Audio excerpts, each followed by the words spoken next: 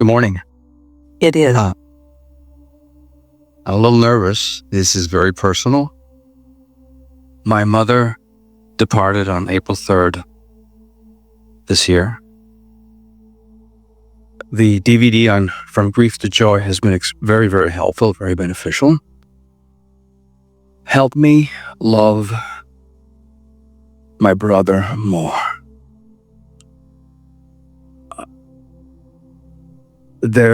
I have some reason to believe papers were drawn to leave me excluded from the normal financial benefits. I have used your teachings to love my brother, and I have gotten much benefit from that. I just want to love him more, given the circumstances. You heard us earlier talking about our conversation with a woman who said, "My lover left and now I'm sad." Yes. And so we want to say to you, it isn't that you want to love your brother more. It's that you want to stop using him as your excuse not to be in the vortex. Okay, help me do that. Well, it would be easier to teach you to focus on other things. In other words, you don't have to change the way you feel about someone in order to be in the vortex. You just have to use the power of your focus to focus upon things that allow you to be in the vortex. Now, we know that you would feel so much better if you love your brother, because who you really are does.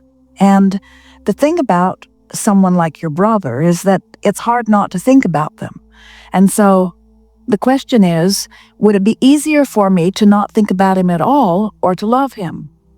And the answer is, it would be easier for you at this time to not think about him at all than to love him, because you have your mind made up about some things. In other words, we said earlier, we're not asking you to look at unwanted things and call them wanted. We're not asking you to look at things that are unpleasant or inappropriate or downright wrong and call them right. We're not asking, that's a big stretch to make. What we're asking you to do is to care enough about how you feel to find a way of lining up with who you really are unconditionally, regardless of what the condition is. And what we've noticed is that when someone wants it as much as you want it, that they always find a way to bring it about. We watch Esther. There'll be something, or there was something that was upsetting to her, and she spent the better part of 3 years cleaning her vibration up until it reared its ugly head again. And then she got so she would laugh as she said, "Well, I guess I really haven't got that cleaned up yet." And what we want you to understand is that there's always going to be something that you can use as your excuse not to be in the vortex. And you have to just relax and laugh about it and not worry about it, and just get in the vortex as much as you can on subject after subject, and really not make such a big thing. In other words, you're making a big thing. I want you to help me love this person that right now I have no real reason to love. So I would like you to give me enough information that makes me love this unlovable person.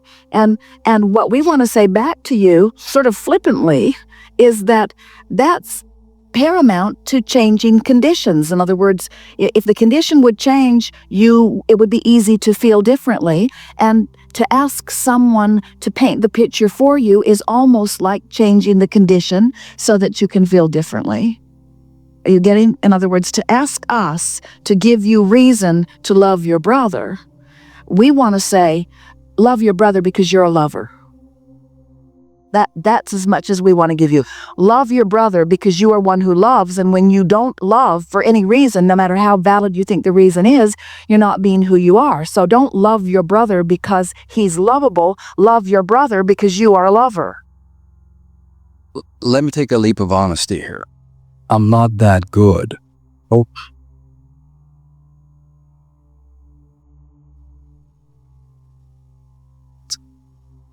I want to love my brother so that the papers can be rearranged. Oh, we know that. But in other words, we talked about that earlier. I'll go to the vortex if it'll help me get out of this mess. I'll become the lover that I am if it will help fix the condition that makes me not able to love. And we say, feel the backward motion of that spiral. Let's see, I'm standing over here, I want to be over there, and the reason I want to be over there is so what's over here will improve for me. And we say you can't get there from there. You want to love your brother because you are a lover. And we in other words, so the scenario goes, Abraham, I think my brother influenced my mother to something that she wouldn't have done without his influence, and I think that I have been left out of something that I feel entitled to, and therefore I'm not in the vortex. Boy, you know a lot, don't you? And we say, well, you're not in the vortex, and that's your excuse right now, but don't be conditionally in the vortex, and don't go to the vortex in order to improve conditions. Can you hear the difference? A lot of people come to gatherings like this. I will learn these screwy processes that Abraham offers if it will help me get what I want. And we say, you can't get there from there. You have to want to do the screwy processes because you want to align with who you are. And in aligning with who you are, everything that you want will come to you. So, love your brother because you're a lover, regardless of the outcome, regardless of the papers will remain what they may be. And I'm not sure what they are. Unconditional. Jerry and Esther said to someone lately, no strings attached, no strings. And that was their way of saying unconditionally. In other words, we're not asking for something back from you in response to this. This is what it is. So that's where the vortex is, and that's where downstream is love him unconditionally and leave the outcome is irrelevant. Love because you are love because it hurts not to. Love because it's not normal not to. Love because the larger part of you does, and when the rest of you doesn't, you feel awful. Love because you selfishly want to feel good. Love because anything less than that is an anomaly of who you are. We never say love because they're performing lovable things, because that's conditional love and it will trap you, you see. Now, just to help it along, we can say to you that someone who behaves in a deliberately unlovable way because they're selfishly trying to benefit themselves and they believe that there's not enough to go around, and so to get what they want, they deliberately try to deprive someone else. That's really what's bothering you about this, your belief in shortage. Now, we're going to tell you a story or two just to sort of warm you up to this. One day, a woman was talking about her husband, her current husband, who had been married before to another woman. And he was paying alimony and child support to this woman.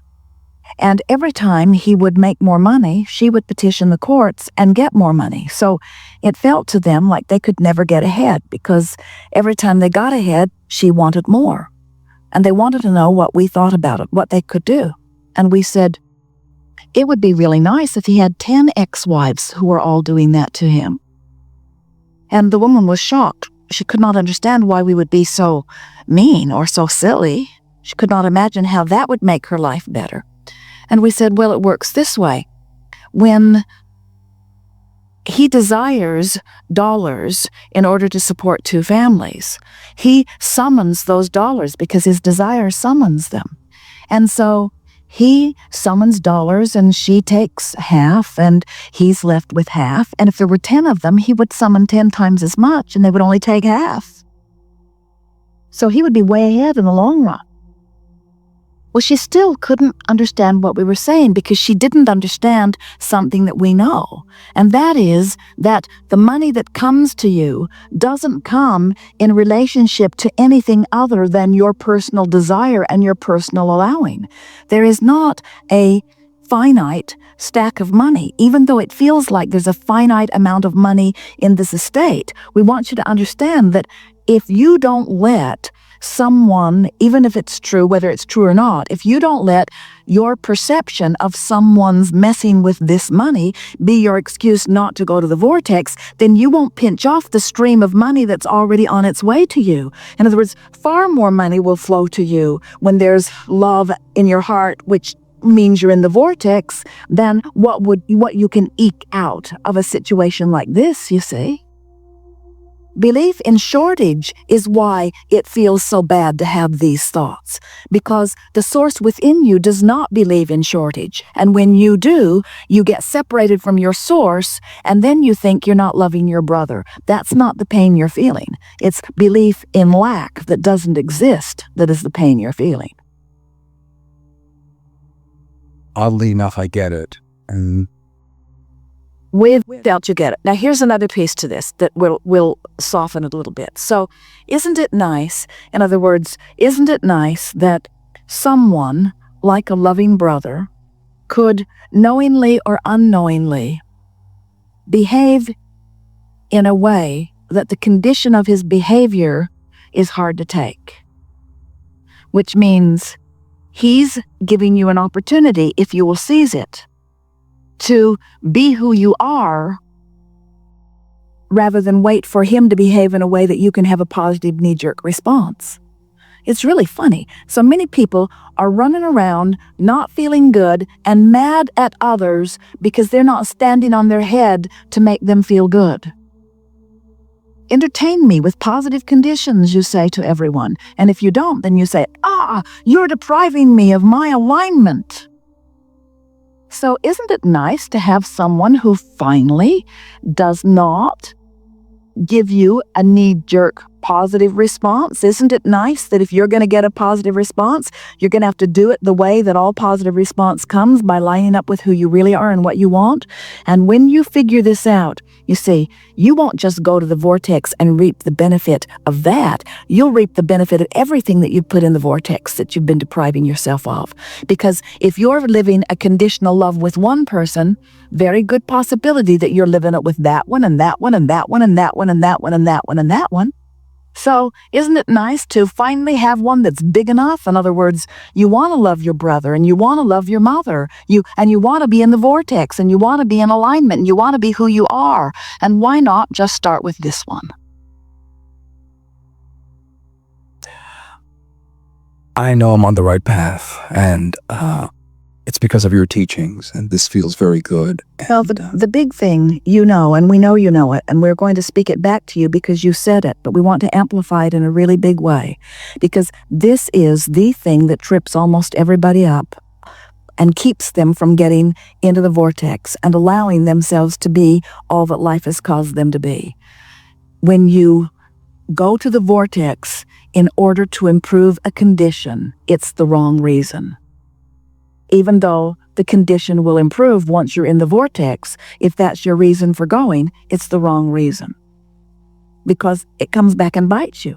When you say, I need to improve this situation, so I'll go to the vortex, but the situation is as it is, now you just keep activating the situation as it is, and you keep activating that aggravating vibration, which doesn't let you go to the vortex. In other words, you can't get into the vortex when you have the ulterior motive of trying to improve a situation. Isn't that helpful? Every single one of you had something that you were willing to go to the vortex for. I'll go because then I'll find my lover. I'll go because then my money will flow better. I'll go because then my body will be improved. And we say, go because it's where you belong. Go because it's who you are. Go because it's who the larger part of you is, and go. And here's the thing that we say. Find this piece and it will click right into place for you. Every single thing that every one of you wants or ever has wanted, no matter what it is, a relationship, a material object, a thing, a pile of money, a circumstance, an event, every single thing that everyone wants, you want it because you think you will feel better in the having of it. You think you will feel better in the having of it. So if you will go to the vortex for the reason of feeling better, for the reason of it's who you are, for the reason, and so think about what we just said. The reason that you think you will feel better is because in not going, you don't feel good. Can you see how it all fits together? The negative emotion only exists because you've expanded and didn't let yourself go. That's the only reason you don't feel good.